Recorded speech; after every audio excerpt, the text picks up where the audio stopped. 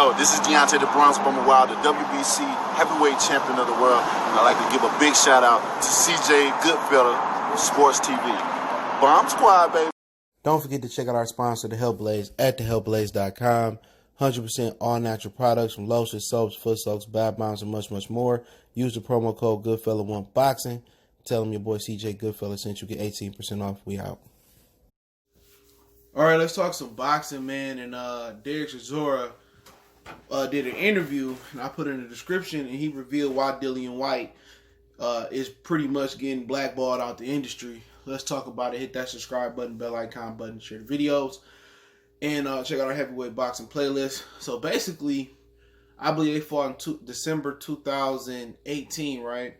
And what you got to understand is Dillian Whyte's process. People that talk about Dillian Whyte is getting done wrong, they don't know the facts or they ignoring the facts. And what happened was this.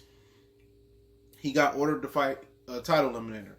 Now, I think he was a silver champion. As a silver champion, the WBC rules say you have to fight 2 title eliminators before you get a mandatory. Dominic Breazeale beat, I forget who he beat, Eric Molina. And he was ranked way lower than Dillian Whyte, but he wasn't a silver champion. He got deemed the mandatory and probably got some help from PBC sending a check to the WBC. And, you know, Dillian Whyte then got ordered to fight Ortiz for a title eliminator. He chose to fight Joseph Parker. I think he might induct Ortiz on another situation. Okay. Then Dominic Breazeale told him in December, you know, I'll fight you on the Charlo Harrison card. Or it was the Wilder Fury original, the first fight undercard. Dillian Whyte ducked and he fought Dereck Chisora. And according to Dereck Chisora, they both was told the winner of their fight was going to go ahead and fight AJ. Okay? You know, and I guess it was going to be in June? You know? And, or it might have been sooner than that because Miller ended up failing a drug test, but we'll get there. And they had the understanding that the Chisora and Dillian Whyte winner will fight, in the rematch will fight AJ. Dereck Chisora revealed that when Dillian Whyte didn't take that fight, that basically he started getting blacklisted, blackballed, whiteballed, whatever you want to call it in this situation, because he said the money wasn't good enough, and they basically had to do a makeshift fight for AJ. It was never intended for Jarrell Miller to get the Anthony Joshua fight. So they had to makeshift that, and they wanted to do Dillian Whyte, because he beat Chisora in the UK and London, the rematch, and Dillian Whyte refused because he said the money wasn't good enough. And I'll get into what Chisora said about that. So when he didn't do that fight, they had to go to New York. They had no intentions on taking AJ to New York. So, you know, they went to New York. Miller failed the drug test. All right, that wasn't even something that was on their mind. It was makeshift. Then they had to, you know, find another opponent. And at that point, I think Dillian Whyte said he wasn't going to fight him on short notice regardless again. He said the money wasn't good enough. And eventually they settled on Andy Ruiz. He lost. And he said basically the industry was mad at, you know, Dillian Whyte for not taking the fight and making AJ go over to America. He said the WBC and everybody was mad at him for passing up on the opportunity. And Dereck Chisora said, how can you, you know, ask, you know, for more money when you don't even sell out the O2? AJ breaking all the pay-per-view numbers. He's selling out all the arenas, the principalities, stadium. He's selling out the Wembley, the O2, and you don't bring nothing to the table.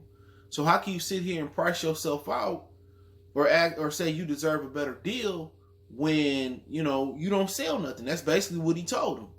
And he right. These boxers, man, these boxers, dude, they truly think challengers, they got clout. This is the problem in boxing. Challengers and non-title holders, they think they bigger than what they are because they all getting overpaid. So if you made $2 million, let's just use Kell Brook for example. You made £2 million fighting Mark DeLuca, whatever that dude's name was. Plus you got pay-per-view revenue. Let's say you brought home 3.5. Are you really want to fight Crawford for 3 or 2.5 million guaranteed on pay-per-view, knowing you're not gonna sell much? It's not worth the risk. And on the other end of that, they don't care about their legacy no more. They don't understand legacy, if you do it right, equals financial, you know, freedom while you retire. Muhammad Ali sold the rights to his name, and that's why he retired a wealthy man. Mike Tyson is able to go out there and still, go bankrupt, and his name is a brand based off his legacy, so he can get in the cannabis business, he can get in the show business and tell his story. He's a brand. His legacy created a brand. There's no brands in boxing outside of Anthony Joshua and really maybe Canelo and Pacquiao. There's no brands. They're not synonymous with boxing yet. So, these challengers and non-title holders, they think they're entitled because they getting overpaid, because Al Heyman raised the money bar up, and then Eddie raised it again, and then Al keep raising it. So these dudes believe that, they need more money. So if you're going to take a title fight, you're going to want to get paid more money. You look at the discrepancy, and AJ getting $30 million and you getting $5 or $3 or $6 million. He getting paid 5 times more than you. So, but then again, Dillian Whyte, don't nobody know him like that. He don't sell like AJ. AJ just got the gift of being able to sell, of being a gold medal winner. He got the talk, he got the look, he got the physique, he got it, they love him over there. Okay? So basically what happened is they basically got mad at Dillian Whyte because if he had took the fight, this wouldn't have happened with Andy Ruiz. So, he said, but, basically they're not mad at him no more because AJ won the rematch, and they found out that, the UAE or Saudi Arabia in the Middle East, they willing to pay top dollar for some of the fights, so they got a new money line over there. So he basically said Dillian Whyte is getting treated like that because he passed up on the AJ fight, and AJ lost, and everybody treating him like that. So, could that be something with the drug test? Is the reason they played with this drug test? Who knows? But he's a 2-time offender. He shouldn't be complaining about nothing because he should be banned. People talk about Big Baby Miller being bad. Go look at Dillian Whyte when he was rolling with Tyson Fury and they was sparring. He had an 8-pack. You tell me he wasn't on that shit then, probably. But, Dereck Chisora broke it down. My whole thing about it is, you can't be passing up opportunity, but he ain't the only one. You got a whole bunch of non-title fighters that'd rather not fight for a title, that'll fight for a regular belt, that'll get paid to drop their title. Dillian Whyte just want what he worth, but he not worth what he think he worth. So, it make perfect sense why he getting jerked around that way. And Eddie Hearn jerking him around that way. But when you pass up on an opportunity and then the cash cow lose because of you, and that kind of indictment too, they don't think you can beat the guy. They think you safe. That's why they want to do the rematch. They believe he's safe. They believe that he is no threat to Anthony Joshua. But what's so revealing is AJ never wanted to come to America to begin with. So you don't want to go to a place, and who knows? What's that song? Take me to another place. Doom, doom, doom, doom. My old hip hop heads remember that. When you don't want to go to another place and they drag you, try to take your dog to the bath. Not to the bath, to get washed up. You know what I'm saying? Or you about to give him a bath and he started dragging his paws. That was AJ. It was dragging his ass to get on the jet. You could tell when they done the press conference in New York for the DAZN, he did not feel comfortable there, bro. Like, he don't have nerves of steel. You know what I'm saying? He felt very, very uncomfortable being here, getting pressed by baby mama's boy and Nestor. He felt uncomfortable getting pushed by Big Baby Miller, who showed up fashionably late on purpose. And you could tell right then and there, there wasn't no concussion or bad camp. He just didn't feel comfortable in the environment. You know what I'm saying? And what you got to understand is the spotlight wouldn't even know him. Nobody care about Anthony Joshua or boxing, you fighting in New York. Like, if it really was a polarizing event where you bring, you would have brought, I can't even explain it.